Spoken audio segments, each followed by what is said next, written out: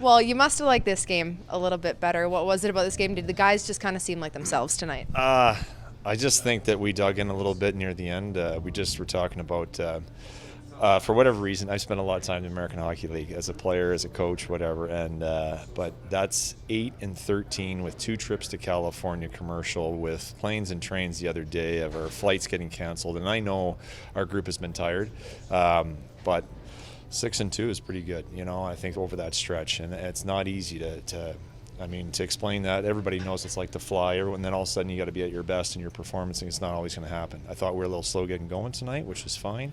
I thought Dustin held us in there when we needed them to, and then I thought we got going as the game wore on, and I was just really happy. I thought it was just a gutsy performance from our group. Yeah, and Adam Klapka with those 2 goals. We already know he's a good player, but what does he mean to this team? No, it was great. We weren't, like I said, we weren't quite ourselves to start the game, and I think he was one of those guys too. But then all of a sudden, just simple things of driving the net. It's a great play by Solo. I thought Solo had a really good game tonight too. So it's great for Klapka to get rewarded. Nice for our power play to get one too with him there too, and then and Ben Jones quietly with a couple himself. Yeah, I was just about to say Ben Jones on the other end of that. He's kind of one of those guys that's just steady all the time, but he seemed like he really wanted that goal and got it right away. Yeah, no, I think it's just good for our group, just to solidify. We went through a couple the last few games of just being a little bit shaky, not playing the games that we've been used to playing.